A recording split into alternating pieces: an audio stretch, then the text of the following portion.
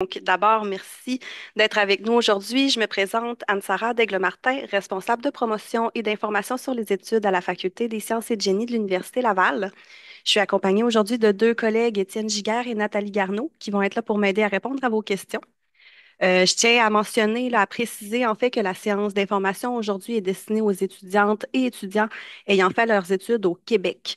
Donc, pour tous les étudiants de l'international qui n'ont pas étudié dans un établissement québécois, la séance d'information d'aujourd'hui, malheureusement, ne s'adresse pas à vous. Les informations que je vais diffuser, en fait, ne s'appliqueront malheureusement pas à votre candidature. On a une webconférence ce vendredi à midi, heure du Québec, qui est faite spécialement pour vous. Donc, mon collègue va vous envoyer dans le clavardage le lien pour aller vous inscrire à cette webconférence-là.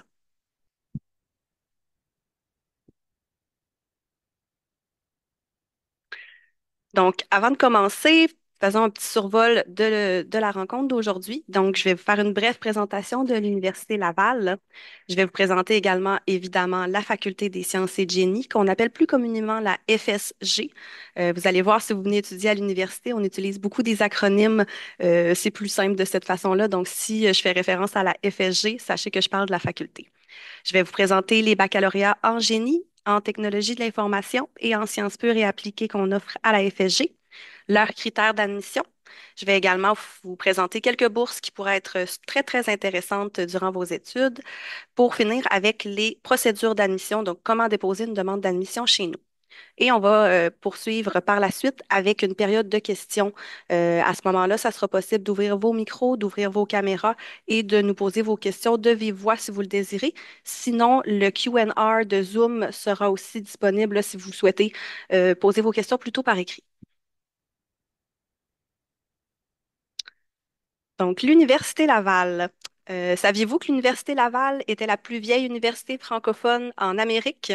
Ben, si oui, tant mieux. Puis sinon, je vous l'apprends. En fait, l'Université Laval a été inaugurée pour la première fois en 1852. Donc, on est une très vieille institution. Voici le campus de l'université. Donc, comme vous pouvez voir, c'est un très grand campus. On parle de 2 kilomètres carrés de superficie, dont 60% est occupé par des espaces verts. Le campus est situé en plein cœur de Québec, dans l'arrondissement de Sainte-Foy, et on est entouré de nombreux services, notamment des épiceries, des pharmacies et de nombreux magasins en tout genre. Donc, c'est très facile quand on habite près du campus ou sur le campus d'aller acheter, d'aller faire son épicerie, d'aller magasiner.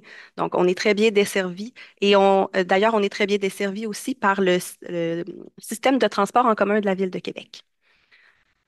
On retrouve également sur le campus 17 facultés, donc 40 pavillons d'enseignement, de recherche, de services et des installations sportives. Tous ces pavillons-là sont connectés par un réseau de tunnels souterrains. Donc, c'est possible de, par exemple, l'hiver au Québec, il fait quand même assez froid, il y a quand même assez pas mal de neige. Donc, si on ne veut pas passer par l'extérieur et avoir froid, on peut passer par les tunnels pour se rendre d'un cours à l'autre. Si vous habitez dans les résidences étudiantes sur le campus, c'est également possible de passer par les souterrains pour aller à vos cours. D'ailleurs, je vous montre les 4 pavillons de résidence qu'on a à l'Université Laval. Vous voyez, c'est directement sur le campus. Donc, 4 pavillons pour un total de 2300 chambres individuelles. Actuellement, le tarif est de 410 par mois pour une chambre individuelle. Si vous êtes intéressé à habiter dans les résidences pour l'automne 2025, vous devrez faire une demande de réservation de chambre très rapidement dès que le formulaire sera en ligne. Donc, normalement, pour la session d'automne, le formulaire sort vers la fin du mois de mars. C'est le principe du premier arrivé, premier servi. Donc, même si vous n'avez pas encore eu de réponse à votre demande d'admission, c'est important de faire une demande de réservation de chambre parce que les places sont très limitées. Je vous présente également les pavillons de la faculté. Donc, on retrouve ici le pavillon Alexandre Vachon, où on donne la majorité des cours de sciences. Le pavillon Adrien Pouliot, juste à côté, où on retrouve les programmes en ingénierie. Et le Centre d'optique photonique et laser, le COPL, où on se spécialise en physique et en optique. Donc, vous voyez, le Vachon et le Pouliot, ce sont deux très gros édifices sur le campus qui abritent de nombreux laboratoires, des usines et on a même une rivière dans le pavillon Pouliot.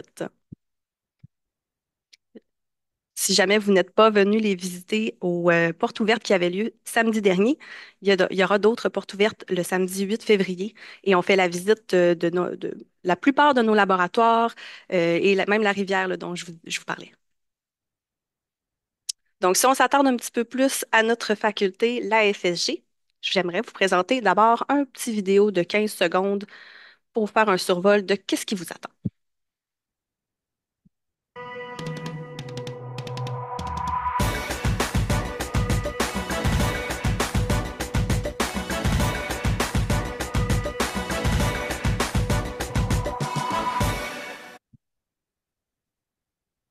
Et voilà. Donc, quelques chiffres pour présenter la faculté. Donc, on compte 12 départements chez nous et une école qui est l'école d'actuariat. Euh, à l'automne 2024, donc cet automne-ci, on comptait plus de 8 000 étudiantes et étudiants inscrits à la FSG, donc 6 700 environ au premier cycle, donc microprogramme, certificat et baccalauréat, et plus de 1 600 au deuxième et troisième cycle. On parle ici de maîtrise professionnelle, de maîtrise de recherche, des doctorats, de microprogrammes de deuxième cycle et de diplômes d'études supérieures spécialisées. D'ailleurs, pour entendre parler davantage des programmes de deuxième et troisième cycle, les webconférences à ces sujets-là seront offertes la semaine prochaine. Donc, vous pourrez aller voir en fait là, dans les événements de la faculté sur notre site web. Si jamais vous êtes intéressé là, par des maîtrises ou des doctorats, vous allez pouvoir assister à ces webconférences-là. À la FSG, on regroupe 99 programmes d'études aux trois cycles. Donc, c'est vraiment beaucoup de programmes d'études sous une même faculté, ce qui fait en sorte qu'on a besoin de beaucoup de personnel pour nous aider à vous aider, en fait, les étudiants. Donc, on compte plus de 300 membres du corps professoral et des chargés d'enseignement, environ 200 membres du personnel. Donc, c'est toutes des gens qui sont là pour vous appuyer durant vos études, pour vous donner vos cours. Voilà. Et on a aussi une très belle offre de formation continue pour les entreprises et les gens qui sont sur le marché du travail qui souhaiteraient venir chercher des compétences supplémentaires ou complémentaires à leur formation. Également, à la faculté, on a une vie étudiante qui est très riche, très dynamique. Donc, on compte 19 projets étudiants multidisciplinaires qui rejoignent autant des programmes en sciences qu'en ingénierie. On en voit quelques-uns là sur les photos que j'ai mis, donc l'avion cargo, la Formule SAE qui est un véhicule de course. On a aussi les jeux photoniques, ça c'est plus une compétition en physique. Et on a aussi des étudiants qui sont allés visiter des barrages. Donc ici, on voit le barrage Manic 5. Donc 19 projets étudiants. On a deux grandes associations étudiantes, donc une association pour tous les programmes de premier cycle et une autre pour tous les programmes de cycle supérieur.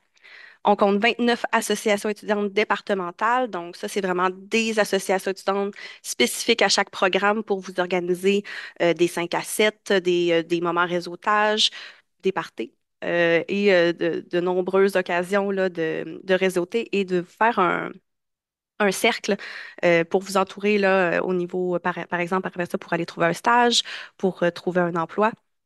Bref, euh, 29 associations étudiantes pour vous épauler durant vos études. Et on compte de nombreux festivals et compétitions aussi si vous souhaitez vous investir dans des projets étudiants. On a plusieurs services aussi qui sont là pour vous. Donc, le groupe Synapse, qui est un réseau de pairs aidants. Si vous avez des difficultés durant vos études, vous pouvez aller voir le groupe Synapse et ils vont vous jumeler avec quelqu'un qui a eu un parcours similaire au vôtre. On a le centre de dépannage et d'apprentissage en mathématiques et statistiques. Si vous avez des lacunes dans ces matières-là, c'est des étudiants en mathématiques et en statistiques au niveau de maîtrise et doctorat qui seront là pour vous aider à comprendre ce qui est moins compris. On a un centre d'appui à la réussite étudiante aussi pour vous épauler durant vos études. Plusieurs journées passerelles tout au long de la session sur différents sujets pour vous aider à bien réussir dans vos études et bien plus encore. Je présente maintenant les baccalauréats qu'on offre à la FSG. Donc, en ingénierie, on compte 12 baccalauréats. Je vous les nomme quand même assez rapidement. Donc, le génie chimique, le génie civil, le génie des eaux, génie des matériaux et de la métallurgie, génie des mines et de la minéralurgie, génie électrique, génie géologique, génie industriel, génie informatique, génie logiciel, génie mécanique et génie physique. Si vous souhaitez obtenir davantage d'informations sur ces programmes plus spécifiques, ça pourra être fait durant la séance de questions-réponses. Vous remarquez, je reviens un petit peu, sans doute là qu'ici, il y a des petits astérix à côté de génie des matériaux, métallurgie et génie des mines et minéralurgie. C'est parce que ce sont des programmes coopératifs. Donc, ce sont deux programmes où on retrouve trois stages obligatoires. Ces stages-là sont intégrés au programme et sont effectués tout au long de l'année. Donc, en général, dans les autres programmes d'ingénierie, les stages se font davantage aux sessions d'été, mais dans ces deux programmes-là, les stages sont planifiés, donc c'est un parcours qui est plus rigide. Donc, vous devez faire vos stages aux sessions prescrites et ça peut être autant à l'automne, à l'hiver ou à l'été. Évidemment, il y a des stages rémunérés dans ces programmes-là. Sinon, autrement, dans les 10 autres programmes d'ingénierie qu'on offre, il y a également un à deux stages obligatoires jusqu'à trois stages optionnels également, pour un total de de quatre stages qui peuvent être effectués durant vos études. Comme je le mentionnais, ces stages-là peuvent être effectués principalement durant l'été, mais à partir du moment que vous avez fait votre premier stage après votre première année d'études, les stages, si vous avez une opportunité qui se présente à vous durant une autre session que l'été, ça sera possible de le faire également. Et encore ici, ce sont des stages rémunérés. D'ailleurs, pour vous trouver un stage ou un emploi à temps partiel durant vos études ou un emploi à la fin de vos études, on a une équipe de conseillers et de conseillères en emploi spécialisés en sciences et en génie qui travaillent avec le service de développement professionnel de l'université qui sont là vraiment pour vous appuyer dans votre recherche de stage ou d'emploi. Et on note également là, qu'il y a toujours plus d'offres de stages que de stagiaires. Donc, nous, on a un très grand répertoire d'offres de stages. Il y en a toujours plus là, que d'étudiants qui cherchent des stages. Donc, il n'y a pas d'inquiétude à avoir à ce niveau-là. Quelques petites caractéristiques, pardon, de nos programmes en génie. Donc, l'admission est possible à l'automne et à l'hiver, excepté pour génie civil. Pour le moment, ils n'acceptent que les admissions à l'automne. Ce sont tous des programmes de 120 crédits, donc qui peuvent être complétés en 4 années lorsque vous suivez vos cours à temps plein. Plusieurs programmes ont des passerelles si vous avez fait une technique correspond au baccalauréat dans lequel vous souhaitez aller par la suite. Il peut y avoir une passerelle qui s'applique à vous pour soit créditer quelques cours ou réduire la quantité de préalables qui sera demandée. Plusieurs projets intégrateurs, en fait, ont été aussi ajoutés à nos programmes de génie dans les dernières années afin de pouvoir concrétiser plus rapidement vos apprentissages dès la deuxième année de vos études en ingénierie. Donc, possibilité de faire des expériences plus terrain, de travailler sur des projets plus concrets. D'ailleurs, ce sont tous des projets qui viennent de l'industrie, donc qui ont été soumis par des entreprises qui ont vécu des problématiques et ils vous offrent la possibilité là, de travailler sur ces problématiques-là. Tous nos programmes contiennent des profils, donc le profil développement durable, le profil international, distinction, entrepreneuriale et recherche. Dépendamment du programme, la quantité de profils peut varier. Si vous souhaitez plus d'informations sur ces profils-là, on pourrait également en discuter durant la période d'échange à la fin de la rencontre. Je le redis, même si je viens juste de dire, tous les programmes en génie ont de 1 à 4 stages possibles, tous rémunérés. Et ce sont tous des programmes qui sont agréés par le Bureau d'agrément d'ingénieurs Canada et qui mènent vers l'Ordre des ingénieurs du Québec. Au niveau des conditions d'admission pour nos programmes de génie, c'est très simple. Donc, tout DEC vous rend admissible. Les DEC en sciences de la nature et en sciences lettres et arts vous rendent directement admissible dans nos programmes de génie. Mais sinon, tout autre DEC, euh, un DEC sans mention, un DEC en sciences humaines, un DEC technique vous rend également admissible si vous suivez les cours de sciences qui sont demandés. Si jamais vous n'avez pas complété tous les cours préalables requis, vous pourrez quand même être admis. À ce moment-là, votre admission sera conditionnelle à la réussite de ces cours qui pourront être effectués durant votre première année d'études au baccalauréat. Donc, on va simplement ajouter ces cours-là dans votre cheminement de première année et vous faire suivre des cours de bac en même temps. Et il en va de même pour tous nos programmes. Sachez aussi que dans nos programmes de génie, il n'y a pas de contingentement, donc il n'y a aucune quotaire minimale requise. Parlons maintenant des baccalauréats en technologie de l'information. Donc, on parle de la bioinformatique, du baccalauréat en informatique, du baccalauréat intégré en informatique et gestion, du baccalauréat intégré en mathématiques et informatique. Quand on parle de baccalauréat intégré, c'est simplement qu'on vient allier deux domaines connexes dans un baccalauréat pour vous permettre d'avoir une expertise davantage en mathématiques ou en gestion dans ces cas-ci. On a aussi en technologie de l'information les baccalauréats en génie informatique et génie logiciel. Pour ceux-ci, l'admission est possible à l'automne et à l'hiver dans tous les cas. Ce sont des programmes, les programmes plus en sciences, donc tous les programmes que j'ai nommés, sauf les deux derniers en ingénierie. On parle de programmes d'environ 90 crédits qui peuvent être complétés en 3 ans à temps plein. Sinon, les programmes de génie demeurent de 120 crédits là, sur 4 ans. Encore une fois, plusieurs passerelles et deck back possibles, notamment beaucoup de deck back avec les techniques de l'informatique et le baccalauréat en informatique qui vous créditent jusqu'à 1 an de cours. Donc, ça peut vraiment valoir la peine. Il y a plusieurs autres deck back et ententes possibles. Mon collègue pourra vous envoyer le lien vers la page avec tous les deck back. Ceux-ci varient en fonction du cégep dans lequel vous avez étudié et évidemment du baccalauréat dans lequel vous voulez vous diriger. Encore ici, on a des projets intégrateurs dans les programmes, différents profils d'études aussi qui peuvent s'ajouter à votre cheminement et des stages rémunérés. Au niveau des conditions d'admission pour les programmes en technologie de l'information, c'est pas compliqué, c'est la même chose. Donc, tout deck vous rend admissible.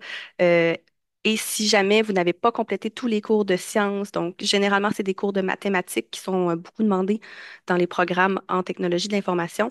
Mais si vous n'êtes pas en mesure de les compléter dans votre cégep ou dans votre collège, vous pourrez les compléter durant votre première année d'études au baccalauréat. Encore une fois, aucune quota minimale exigée. Maintenant, parlons des baccalauréats en sciences pures et appliquées, donc 15 baccalauréats. Je vous les nomme encore un peu rapidement. Actuariat, bioinformatique, biochimie, biologie, chimie, qui en fait, on a 5 baccalauréats en chimie, donc chimie générale, chimie biopharmaceutique, la cosméceutique, environnement et matériaux. On a également le baccalauréat en géologie, en mathématiques, mathématiques et informatique, microbiologie, physique et statistique. Pour ces programmes-là, l'admission est également possible à l'automne et à l'hiver. Ce sont tous des programmes qui comportent entre 90 et 94 crédits, donc qui peuvent être réalisés en 3 ans à temps plein. Plusieurs passerelles et deckbacks sont disponibles également. Les profils peuvent s'ajouter aussi à votre cheminement. Toujours la possibilité de faire des stages rémunérés. Dans ces cas-ci, les stages ne sont pas obligatoires là, pour la plupart, mais fortement recommandés. Et encore une fois, on peut vous aider à vous trouver des stages et ce sont tous des stages rémunérés. En sciences, on a de tout nouveaux laboratoires là, qui ont été inaugurés il y a quelques années seulement, qui sont vraiment à la fine pointe de la technologie. Donc, c'est un environnement très, très favorable pour vos études en sciences. Les conditions d'admission, pourquoi changer une formule gagnante quand on en a une? Donc, encore une fois, tout deck vous rend admissible. Si vous n'avez pas tous les préalables en sciences, on vous les ajoute durant votre première année d'études. Aucune quota minimum requise.